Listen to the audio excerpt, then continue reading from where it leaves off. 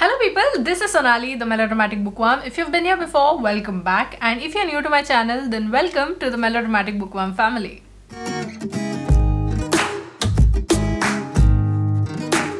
I'm here today with some non-fiction book recommendations for you. I figured since I am doing a non-fiction readathon on this channel, which is called Drama Queenathon by the way. If you want to check the announcement video out, then I'll leave a link here as well as in the description box below. I thought I'd give you some non-fiction recommendations so that you can pick and choose from this list and use it for the readathon, maybe.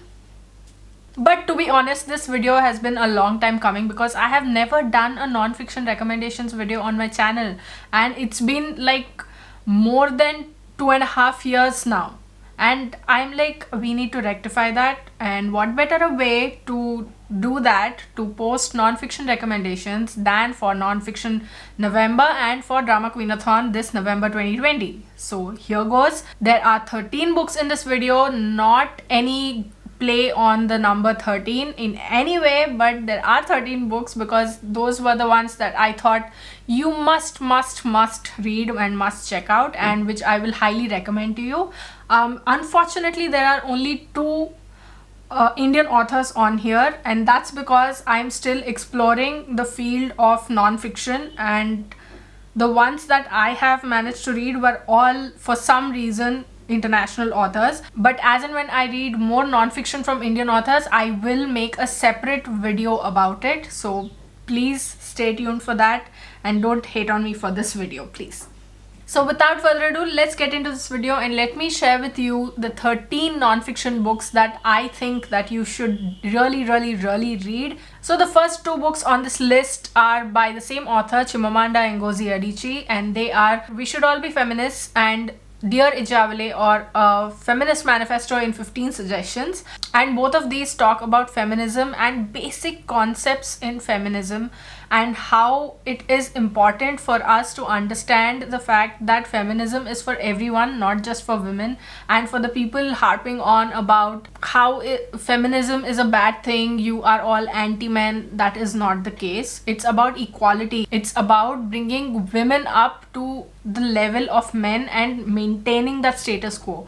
Like, men are here, women are here at the moment, and you can't say it's not, because we experience this in a lot of areas of our lives. So you can't say that there's no disparity over here. But what feminism means is that to bring women up to this level and not dragging men down. It's about equality. It's very simple. These are very short books, like 65-70 pages, and you can get through them in half an hour if you are a fast reader. But that's the thing, packing so much into one small tiny book, because the book is also this much, and there are gems in there. She makes a lot of sense, and I'm planning a video on Chimamanda Ngozi Adichie's books, and I will also talk about a lot of the issues that are also there with her writing and with the things that she propagates. So we will wait for that, because it's going to be some time before I do that video. Next up is Becoming by Michelle Obama, and I don't know if I actually need to say anything about this book. There are so many people who say that she's just the former first lady, but there's more to Michelle Obama than that. She has always been a strong woman, and she has always believed in what is right. She has always done things that are right. She has done a lot of good for her country, for United States of America. But Becoming is a story of Michelle Obama's entire life, and not just the part where she is a first lady. She studied law, if I'm not mistaken, and she worked and she did a lot of good things for her community, and that is where she met Barack Obama as well. And the journey on which both of them were pitched forward, and how they supported each other, and Michelle's honest thoughts around the time of this publication of the book about what was going on in the political scenario of United States of America. It's a lot to take in. It takes some time for you to get into the book, but it's a great book. It's very inspirational, and I really enjoyed reading it. But I have to say one thing about Michelle Obama is that she is one of the coolest people I've ever seen, period. Next up is Educated by Tara Westover. This is the author's own life story, and I read it last year and my heart broke. It made me so angry. She talks about her growing up in, I think, I don't remember the exact place in America, but her family was someone who believed that the apocalypse was near, who did not believe in schools and government, and they believed that the government was doing everything to bring them down, to put an end to humanity and existence and all that. And they used to hoard food, and they used to hoard a lot of things, and they were also so ancient in their thinking, in a manner that they thought that women were supposed to be at home. You are supposed to do the bidding of the men in your family. Like, if a man does anything wrong, then you are supposed to condone it. He did it for a reason, so you are going to accept that, and you are going to feel appropriately sorry about it. And I hated what they did to her. I mean, I know it's her family, and I know you can't really hate your family even to a large extent. And I'm like, oh, I'm so glad you got out of there. And I'm so glad you got to write the story. I don't want to say that I loved reading this book because I read a different perspective or anything, but I just want to say that the writing is lucid. She writes very matter of factly whatever she writes, and it's a heartbreaking account, and I feel like everybody must read this to get a different perspective on life and how different people can be and how the world can be. Next up is Unstoppable by Maria Sharapova. This is Maria Sharapova's autobiography, and she talks about her journey from Russia to the United States of America, and how her father did so much to bring her to that place where she could play tennis, she could improve her game, and the passion and zeal that she put into every single game, it was obvious in all the pages, every page that she wrote. Maria Sharapova is blunt, she's funny, she's honest, she's such a strong woman, and to see her being brought down by that ITF, that whole drug scandal and all, I felt it was unfair on her. But if you like tennis and if you like Maria Sharapova, if you have followed tennis, then please read her autobiography. It's amazing, and I read it last year while we were in Melbourne, and I don't have a copy of that book, but once it comes down to a reasonable price, I do plan on buying it, because I need that book in my life.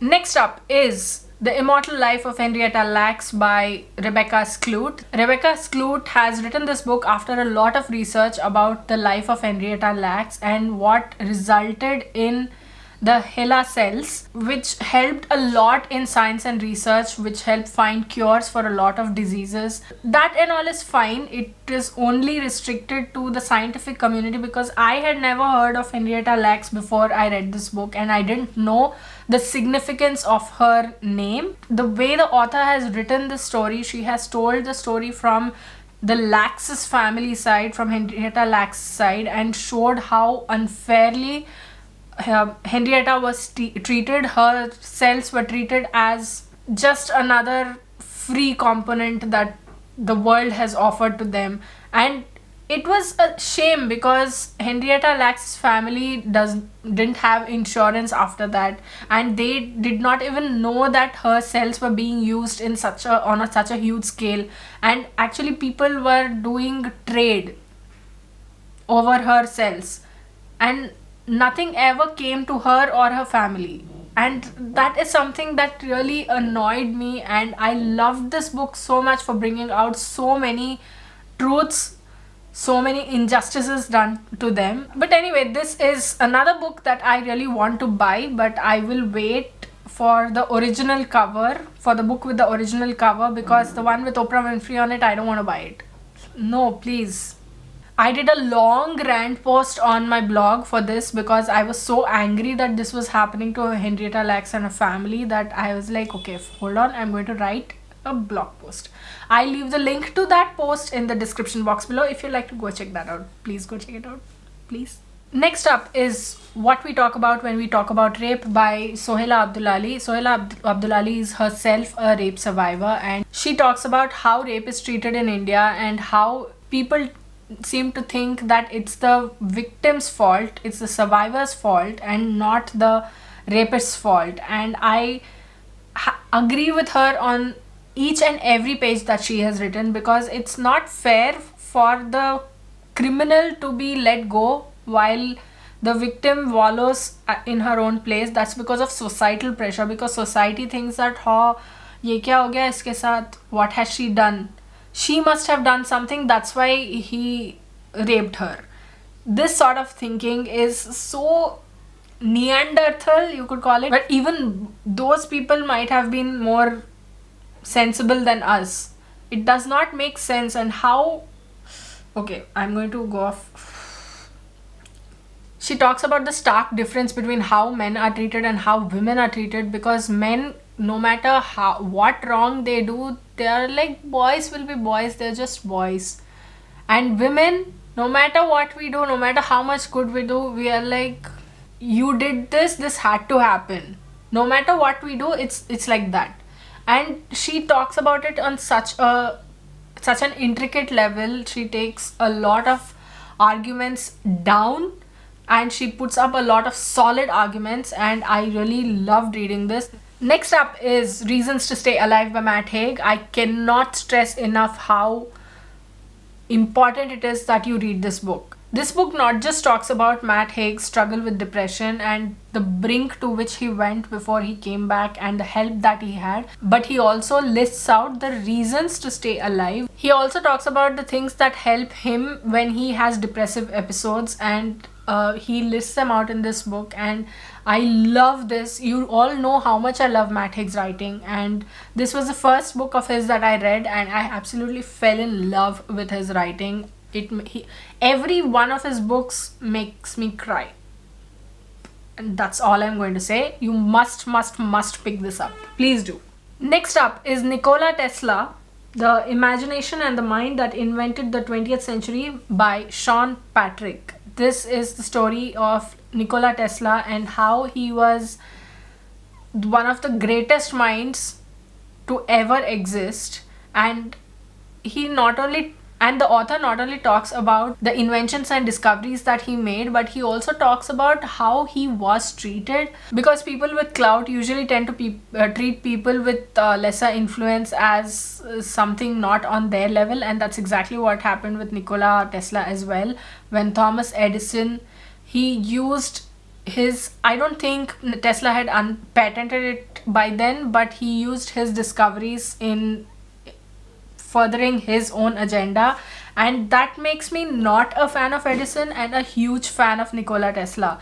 And reading this book, it's a very short book. I read it on Kindle. I was very angry on Tesla's behalf, and anytime someone says, oh, you're going to be the next Edison or something to someone anywhere on Twitter, I'm like, oh god, that's not a compliment. Next up is Steve Jobs, the exclusive biography by Walter Isaacson, and this is the story of Steve Jobs, Apple co-founder, and how his life went on and how his eccentric behaviors, his eccentric mind was a cause of concern to everybody concerned. But the author puts facts as they are. He puts a very balanced viewpoint. He puts everything as it is, and he talks about Steve Jobs' mind and the reasoning behind his behavior and how he built an empire in Apple. And it was amazing to read. I was not a big fan of Steve Jobs, and neither am I a big fan of Steve Jobs even now, and I do not like Apple. His personal life, his professional life, how he mixed both of them and how he kept them separate and how he behaved. He was rather condescending in a lot of ways, but defining a good person is a very difficult thing, and I really liked reading Walter Isaacson's biography of Steve Jobs, and now I'm really excited to read his biographies of some other eminent personalities. So if you are an Apple fan, then you should definitely check out this book, Steve Jobs by Walter Isaacson. It's very insightful. It talks about a lot of facets of Steve Jobs' life, and I really enjoyed reading it. Next up is Get Better at Getting Better by Chandramouli Venkatesan. This is a self-help book which focuses on how you can make your work life better, how you can improve things for yourself and see a definite change. I actually did a full video review for this book. If you'd like to check that out, I'll leave the link here. as well as in the description box below. But this is definitely a book that you should not miss out. I happened upon it by chance for someone I was working for, and I really enjoyed reading it. I am on the lookout for the book, and I will be buying it and I will be rereading it. I also bought another book by the author. It's called Catalyst, and I will be reading it soon. Hopefully that will make my life better and it will help me get better at getting better. Get better at getting better is not just about becoming a better person, it's also about how you become a better person, and the author talks about the ways in which you can do that. Next up is Adulthood is a Myth by Sarah Anderson. Sarah Anderson is an illustrator, and she puts up comics on Instagram and Twitter as well. I think, I'm not sure about Twitter, but Instagram I do follow her. And Adulthood is a Myth is a series of cartoon comic strips in which she has panels in which she talks about how adulting is not the best thing there is out there. And I love this entire series, and I love how she has used those 4 panels to talk about important things, to talk about how people are. And she also talks about bookworms in there, and they are so relatable, they are amazing, they are funny, they are true, and they make a lot of sense, and I feel like you should definitely read it. Please go read Adulthood is a Myth. It's super fun, and every one of Sarah Anderson's books are like that. Next and last on my list is a book that I read recently. It was a secret project for October, and that book is Tharurosaurus by Shashi Tharoor. Shashi Tharoor is our Indian dictionary, and we all know how eloquent and how amazingly well put together he always is. He has such a vast vocabulary.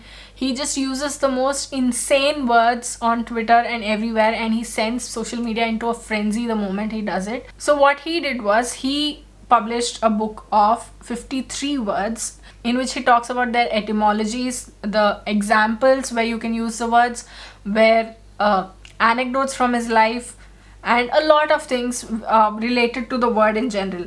And I really enjoyed this book. I loved how he talked about a number of instances, political or personal or a lot of things, and he explains each word wonderfully, and I learned a lot of words from that book. I did a whole video about it in which I talked about the words that I learned from his book, and it's up on YouTube right now. If you want to go check that out, I'll leave the link here as well as in the description box below. So those were the 13 non-fiction books that I had for you today. Which of these have you read? Which ones do you want to read? Which ones are on your TBR? Which ones are on your wish list? What are you currently reading? What are you planning to read for November? Which books are on your November readathon TBR? Are you participating in the November readathon, Drama Queenathon? Let me know in the comments below. I'd love to hear from you. If you like this video, please like it and share it to spread the word. And if you like my content and would like to see more from me, don't forget to hit subscribe and click on the bell icon beside the subscribe button to get notified as and when I post new videos. Thanks for watching. I'll see you in the next video. Until next time, keep reading, keep watching, and add melodrama to your life.